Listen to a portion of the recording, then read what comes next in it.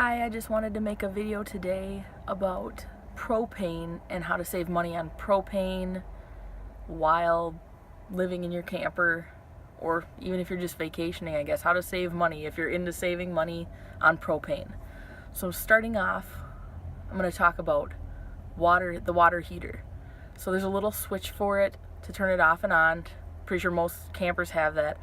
And we only turn it on if we're going to shower, and in the summertime we barely ever even turned it on. Maybe just if we were going to give Alma a bath in the sink, because we didn't want to make her do cold water, but we would, in the summer, we would just try to take cold showers since we don't have an air conditioner, and that would just help cool us down too. So we only turn on the water heater like 20 minutes before we're going to hop in a shower, take a quick 10-minute shower or something, and then turn it off right after. So dishes I just do with cold water, just rinsing them or whatever, and that's easy as that. So that'll save you some money. And if you forget it on, I've noticed it just drains that propane tank, man, like if you leave it on all night or something. So yep, just on 20 minutes before you're going to shower, and then off. And then the next thing, cooking, because these are all the things that run off of propane. We have a propane water heater, propane stove, propane fridge, and then for heat. So cooking, just try to cook as minimally as you can.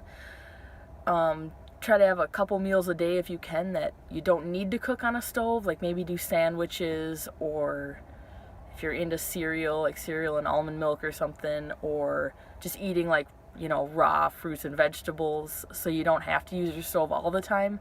And we were for a while doing some instant stuff like instant mashed potatoes or instant rice, because that stuff cooks up in like 5 minutes, so you don't need to use so much propane for the longer cooking like rice and stuff. But we're probably gonna cut that out because it's just not working for us. We don't really like the instant. We're kind of gonna go back to whole foods instead of like the instant stuff. But if you're into that, that'll help you out and save you some propane from cooking too. So cook as minimally as you can. Our fridge runs on propane, and it has like a 1 through 5 level of like coldness that it can generate or whatever. So we leave it set at 1, like the 5 is the coldest and 1 is less cold. So we just leave it at 1 because we're vegan, we don't have meat in there, so it's not like crucial that we keep certain things at certain temperatures. It's just fruits and vegetables, and you can tell when they're bad, they'll be rotting or whatever. So we just leave it at the warmest cold spectrum or whatever. So that'll save us on propane too.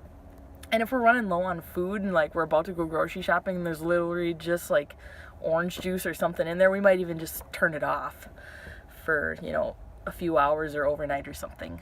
And then the next thing is the heat. And I'm going to bring up clothing first, how to save on not using so much. I'm looking at my temperature gauge in here. It's 65 right now, which in a normal house you'd probably think that's freezing, because I used to. But yeah, I try to keep it above 60.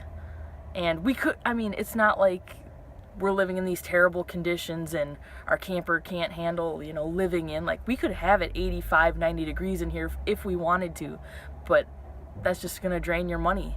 So not sexy, but look, I'm wearing a big thick manly sweater, and I got sweatpants on too. When I go to leave, I will put on like something better, but some jeans or like some insulated like long johns, and then my jeans, and then put a sweater on or something. But yeah, for when I'm hanging out in here, it's just like I'm wearing like either a thick sweater like this, or I'll wear like 2 layers of like a thinner long sleeve shirt. And yeah, and get some socks on too, because the floor gets cold. And then just think of that, if you're wearing a sweater like this and you're going outside and it's like 65 degrees, you're not going to be like absolutely freezing. So you can't really come home and put shorts and a tank top on and just do your stuff like cooking or whatever. So dress warmer so that you can handle keeping your temperature a little bit cooler, and that'll save you money on propane. And also the place where you get your propane matters, because that's where you're paying for it.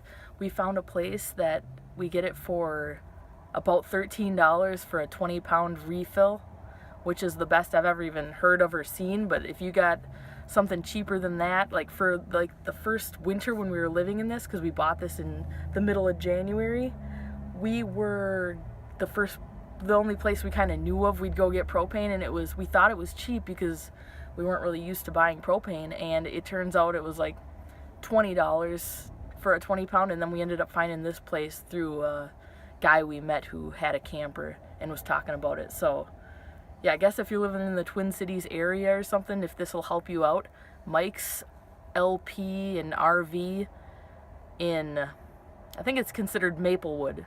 Just Google Mike's RV LP, it should come up. So, and they have kind of weird hours, but just try to get there before like 5 o'clock or 4 o'clock and you'll be good. That's where we get our propane. So I'm trying to think anything else. Hope that all helps you. Just dress really warm and cook minimal, and don't keep your water heater on all the time. Just use it for showers, and that should help you out and help you save money, because man, we were really draining it last winter when we didn't really know, and we're spending way too much. So hope you're having fun out there, living in your RVs or planning on it, whatever you're doing, and we'll see you later.